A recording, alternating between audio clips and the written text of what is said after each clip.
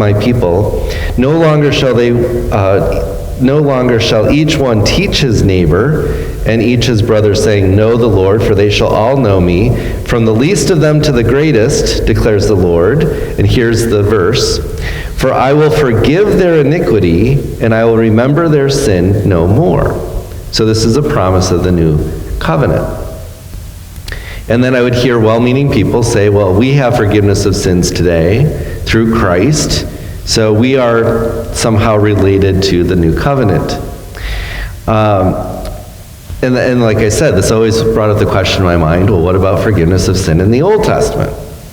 Okay, so that was my thinking. So I did my master's thesis on the New Covenant because I wanted to understand this verse more. I will forgive their iniquity and I will remember their sin no more. And I looked at the Old Covenant and I looked at the New Covenant because this passage in Jeremiah contrasts the two. And I wanted to understand this New Covenant idea a little bit better.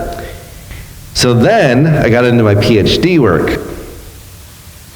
Okay, and in my PhD work, what they say is, when you start your PhD, they say you should have an idea of what your dissertation is going to be on. Very general idea. And then every class you take, you should write papers that investigate that idea. When you get to writing your dissertation, you have a better idea, you have a much narrower topic. So my first PhD class, I wanted to write... Is that better? There. I wanted to write, my first PhD class, I wanted to write a paper on the forgiveness of sins. So writing a paper on the forgiveness of sins, I thought, well, this is interesting. I'll just look at... I'm going to try to get this to stop.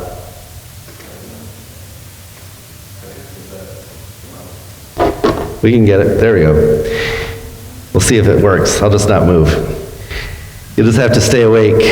The food is coming. So I wanted to write a paper on the forgiveness of sins. So I look at a computer and I type in, show me where the phrase forgiveness of sins shows up in the Old Testament. The first place it shows up, those words in particular, the book of Leviticus. Chapters 4 and chapters 5. Half a dozen times or better. And I was like, Leviticus? You know, I know that there are some verses in the Psalms, and I know that there are figures of speech that don't use the word forgiveness used in the Psalms, but I never expected to find verse after verse after verse in the book of Leviticus, of all places, talking about forgiveness. And so that is what piqued my interest in the book of Leviticus, was the idea of forgiveness of sins. Now, my dissertation went slightly tangential to that because of who my advisor was. He had a slightly different interest, and so I'm in the ballpark. My dissertation's in the ballpark, but not exactly this topic. So, but pretty close. So this is why I ended up coming to wanting to study the book of Leviticus. A couple other passages. I don't know what order I wanted to read one of these. I might read it out of order. But in the Psalms, just by way of example, too, in the Psalms, Psalm 32:1 is probably one that you are familiar with. There are so many in the Psalms, but Psalm 32:1, Blessed is the one whose transgression is forgiven, whose sin is covered. Blessed is the man against whom the Lord counts no iniquity, and in whose spirit there is no deceit. That's one of the passages. And of course, Psalm 51, there's some verses in Psalm 119, Psalm 51, have mercy on me, O Lord. It's known as the Miserere. Have mercy on me, O God. According to your steadfast love, according to your abundant mercy, blot out my transgressions. Wash me thoroughly from my iniquity. Cleanse me from my sin. So he's asking for forgiveness. Now the word forgiveness isn't used there, but it's used later in the psalm, which of course now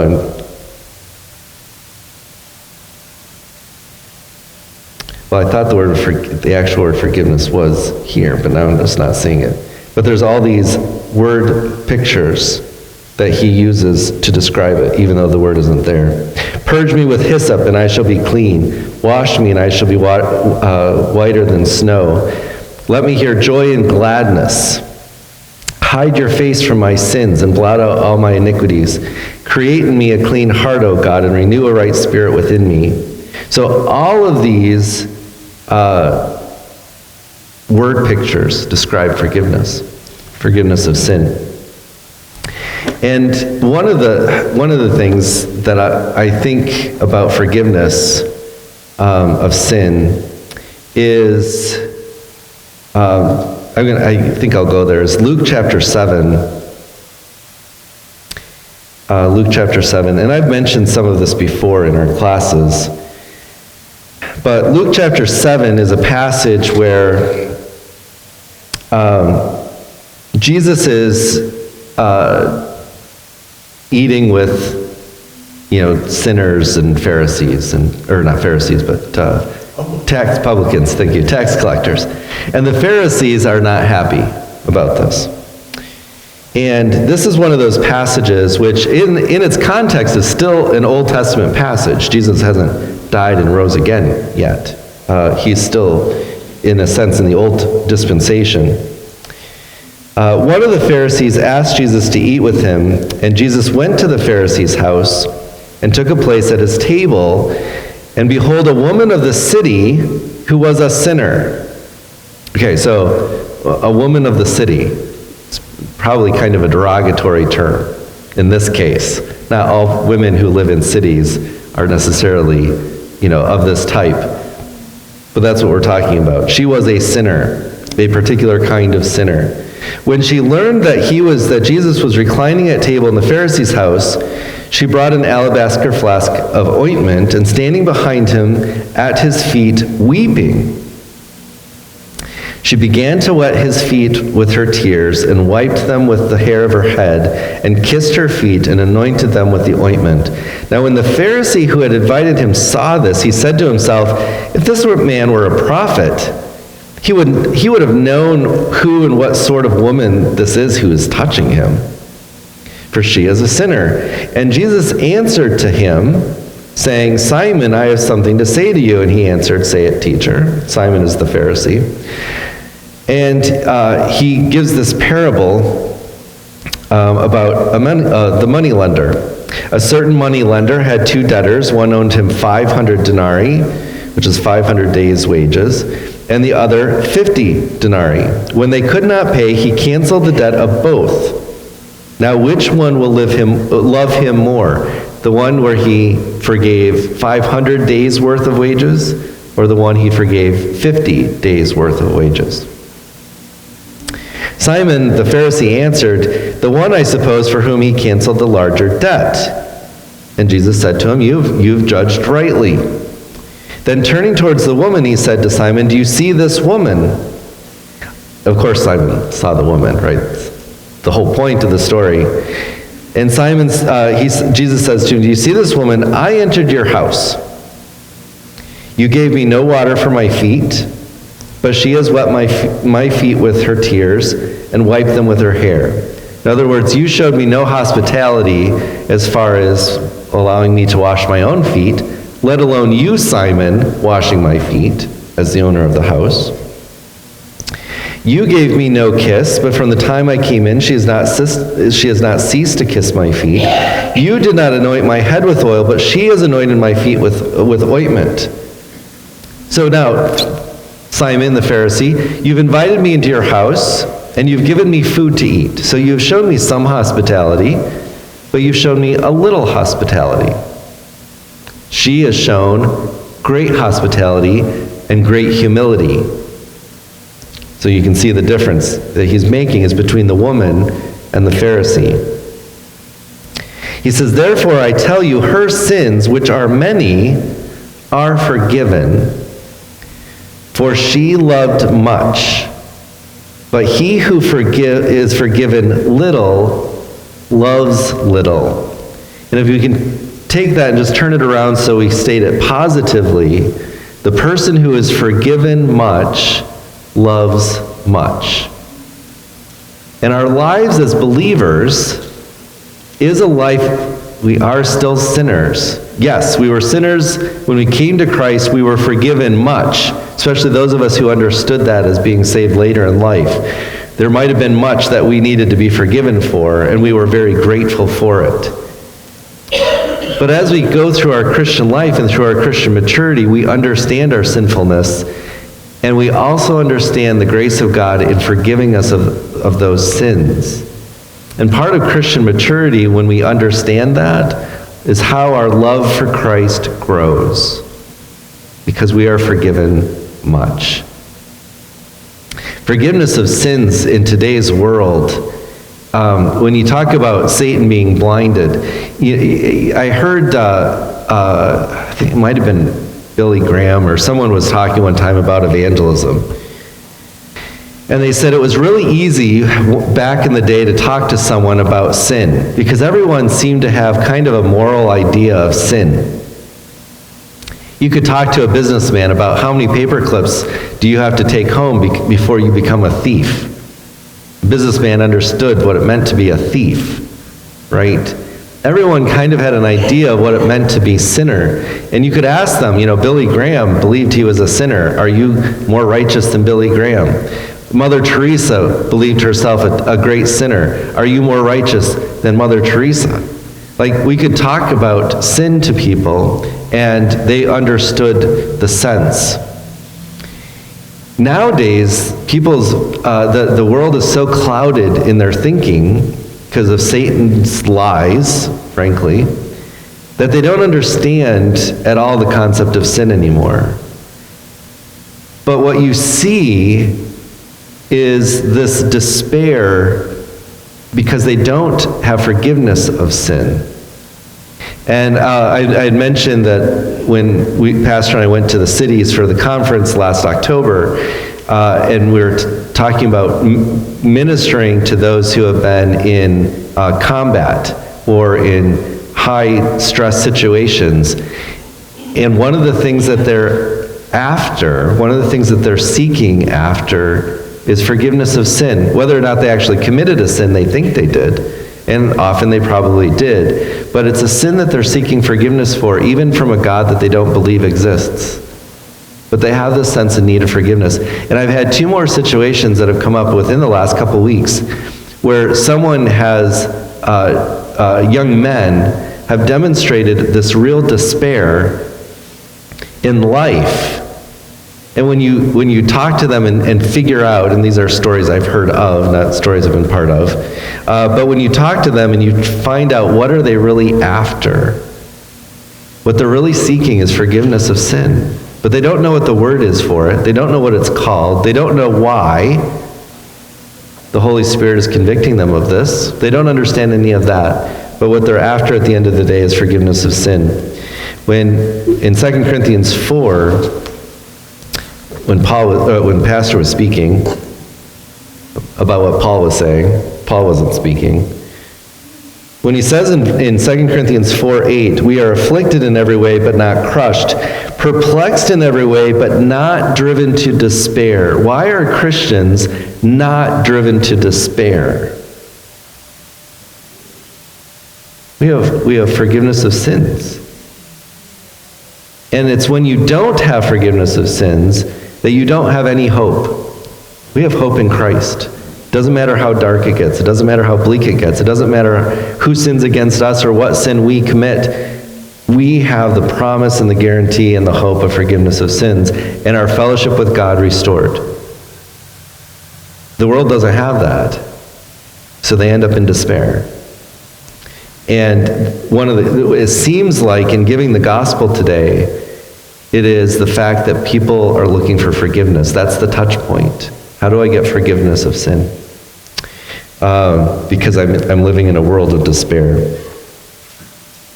Okay, so this is why Leviticus. And in the last 5 minutes of today, we'll cover the rest. So what do we need to do? Oh, that's really small. So in Leviticus 1 through 15, in order to understand Leviticus 16, which is the Day of Atonement, the day in which forgiveness of sins is pronounced upon God's people, Israel. Obviously, we don't do this ritual today as Christians. In order to understand that, there's 4 parts that go into it. Okay, there is the type of sacrifices. So there's all kinds of sacrifices that take place on the Day of Atonement, and those are all described, almost all of them, are described in great detail in chapters 1 through 6, kind of. To understand what the sacrifices are doing, you have to understand the different kinds of sin as the Old Testament describes them. And there are 3 main types of sin in the Old Testament.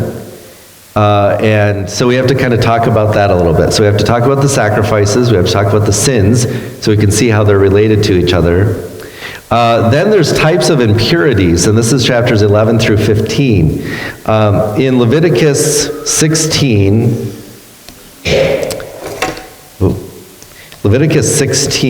I'll read a verse here from the Day of Atonement, which puts all this together.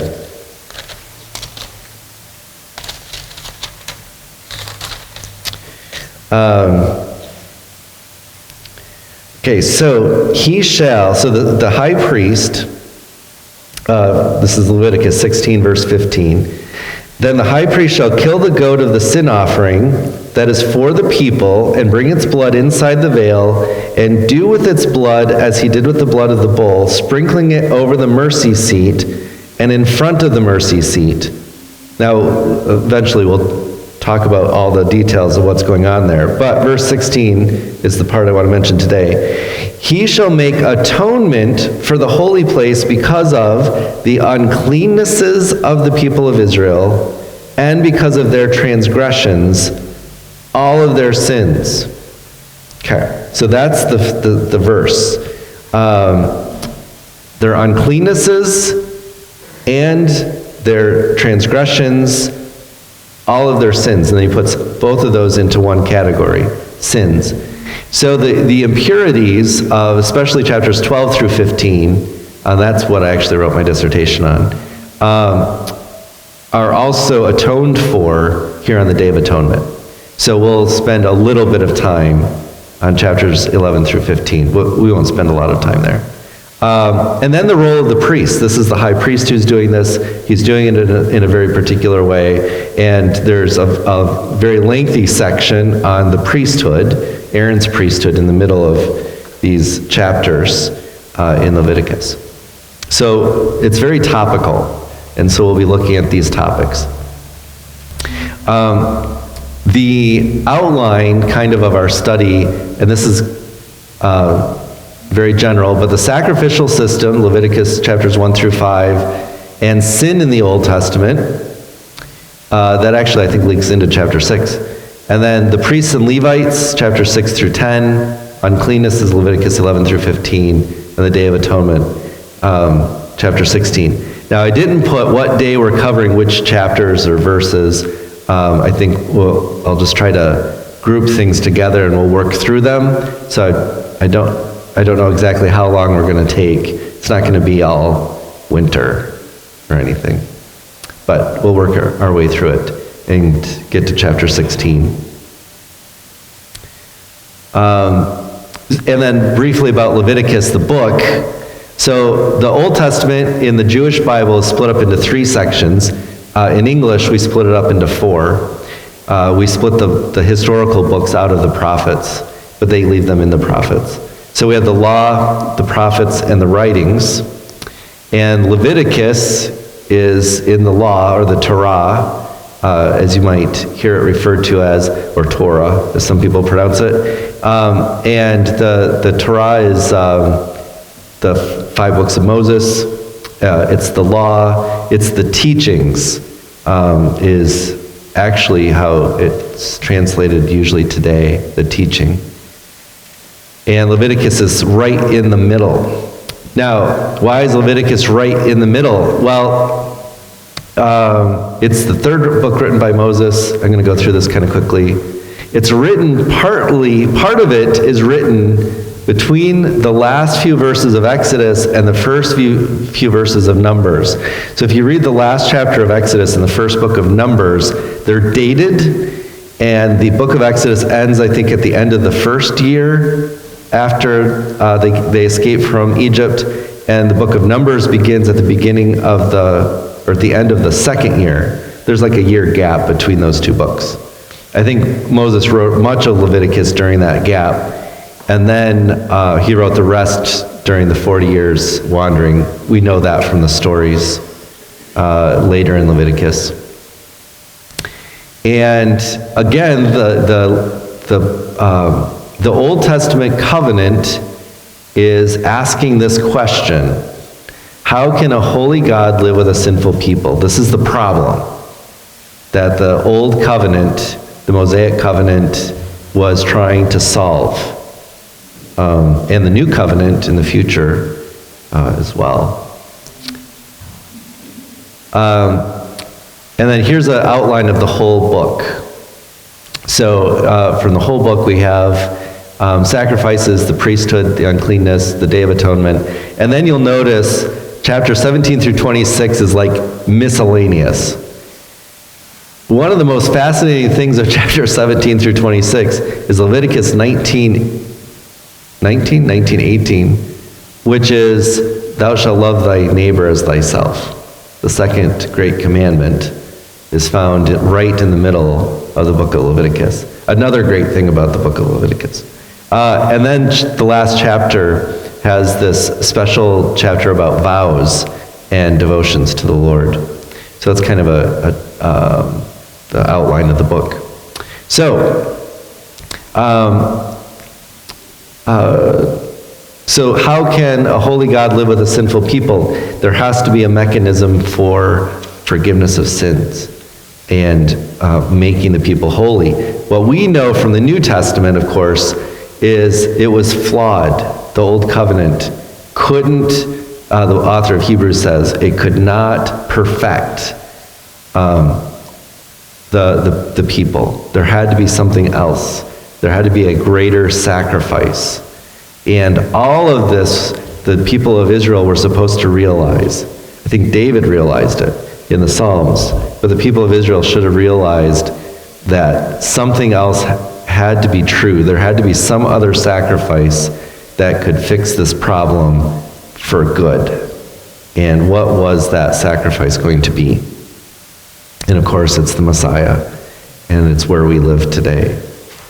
So, questions? Whoa, I wasn't going to move. Questions about Leviticus, about the study we're going to start? A couple. How do I put it? Goes through the sacrifices for sin and for peace and for atonement and all these different things. That's a lot of sacrifices, and it describes Aaron and Aaron's sons, hand on the head of the thing, killing the animal, washing its feet, and entrails, yes. And putting the blood, how big is this plate? I mean, just think of when something dies and there's so much blood, that can really smell. How does, in God, when they burn the sacrifices, does God take care of all that? putrefying, awful. Right. So, That was a question. okay. And then the other question, when they are kind of consecrating Aaron and his sons, and Moses dresses him in this, and it took years, a long, long time for that fine linen and embroidery and everything. And then Moses shakes the blood onto that clothing. Is that eventually washed off, or is that all permanently there? Yeah, so a couple questions, and we'll talk about these maybe a little bit more too as we go through them. The first question is, there's a lot of, there's blood. Sometimes they don't burn the whole animal. What do they do with carcasses? There are actually whole books written on the disposal of all of that stuff. But the short answer is, it was carried outside. So in the tabernacle, so Leviticus is written in the years of the tabernacle. Later, this will be instituted at the temple. But they were to actually dispose of things outside the camp. So inside the camp, to keep inside the camp clean, because if you were to leave the blood around, and those of you who have had animals that you slaughter, you just leave the blood around, then you're going to have flies, you're going to have predators, you're going to have other nasty things right before dinner. So there was a whole system of disposal that kept things quote unquote clean that way. Plus, and then things that were burned, that was just like people cooking steaks every day, grilling steaks. It would have actually smelled pretty good. Baking bread, other things would have been quite nice. But you had a certain group of the priests whose job it was like to take the wheelbarrows and head out of town with stuff to clean it. Some of that stuff was burned outside the camp. Some of it was just buried outside the camp. The second question was, a lot of things are sprinkled with blood stains. So they're all pretty and white or clean at the beginning, but after time, wouldn't they, change color? And the answer to that question is yes. So like the horns of the altar, where I just read, or the veil, that's perfect, bright, beautiful gold at first. But eventually it begins to get splattered over time. And this is I think for this part, this is kind of a reminder. I don't know if you've ever heard the illustration, and people do this different ways. I just found out that one of my coworkers is trying to do an illustration like this with one of her children. But I've heard this illustration, maybe you've heard it. So a man's got a young son, and the son, is disobeying all the time. And the father, tells the son, you got to obey, you're disobeying all the time. And the son's just like, it's not such a big deal. So the father, every time the father corrects the son, he says, there's a post out there, a fence post. Why don't you go drive a nail into that fence post? So the son, first time it happens, son goes out there, he drives the nail into the fence post, big deal. Well, pretty soon that fence post is getting filled up with nails. And it becomes a visual for the son to realize how disobedient he really has been. And it becomes a reminder to him, oh, it is a big deal. One little sin, it's not a big deal. Oh, I didn't make my bed, who cares? Oh, I didn't do this chore, nobody died, right? You know how little boys are. But the visual became a reminder of, oh, this is a much more serious problem than I looked at it as. And I think some of these things that we see in the Old Testament in the tabernacle, they would see the altar once in a while. Once it gets in the temple, it's behind the veil, no one sees it until Christ dies. But a lot of these things become visual reminders of how our sinfulness is just always with us. And like Paul said in 2 Corinthians 4, we carry it around with us. And it becomes a reminder of that.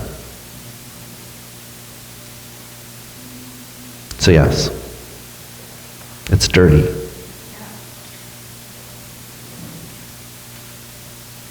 I guess my thought is when you talk about like, I will remember your sin no more, but no one will ever tell another about that. To me, that maybe isn't the new covenant, but it's like, maybe like in the millennium or something, because people still don't know God. They still don't. Yeah, Carl's referring to Jeremiah 31, the passage I read, where it says things like, no one will have to say to his neighbor, know the Lord, because they'll all know me. And I agree with you, Carl. So when I wrote my thesis on the new covenant, I saw those things as circumstantial. In other words, they were happening at the time, around the time the new covenant was being made. So during the millennial kingdom, everyone who goes into the millennial kingdom is redeemed, whether Jew or Gentile. And so all of them all the Jews will have come to Christ personally. So in that sense, there's no evangelism. There's no one saying, know the Lord, because they're all going to know me, plus he's going to be in their midst. So, but that's not the new covenant itself. It's something that attends the new covenant, something that is alongside the new covenant. And even in today's world, it doesn't quite work. So yes, I think that's one of those things I would agree with that statement. Judy? Having grown up as not a Christian, in my religion, then I didn't know anything about sacrifices. All we had to do was go in the confessional and tell this man, priest, who was supposed to be a representative of Jesus, God, and you say a few little prayers. I questioned stuff like that so much. So in the Catholic Church, Prayer is going to take my sins away. right, in the Catholic Church, a few prayers, maybe a little penance, maybe a couple good works, and then your sins could be forgiven, kind of once you do enough good works to pay for it. One of the problems that the Roman Catholic Church ran into in the Martin Luther criticized them for was not, he didn't criticize them so much right away for this ability to pay off your own sins. Now, eventually he did, but not at first. What he was not concerned about was the fact that you could give a little money to the Catholic Church and buy forgiveness of sins from somebody else who did some good works. Even dead people. Even dead people. So you couldn't do enough good works to get yourself into heaven, but you could buy somebody else's good works and get some forgiveness of sins for yourself. And you still would have to be in purgatory. Yes, and you still have to go to purgatory. You still can't pay off your own sins, right? So this was this real conundrum in the Catholic Church that really got Luther going, was this combination of what was called the treasury of merit and the indulgences. And you could buy forgiveness of sins for yourself, you could buy forgiveness of sins for other people who might be in purgatory, even though you weren't good enough to save yourself, there was still somehow some extra good works floating out there in a bank account you could access. So I have so many practices. Yeah, the selling of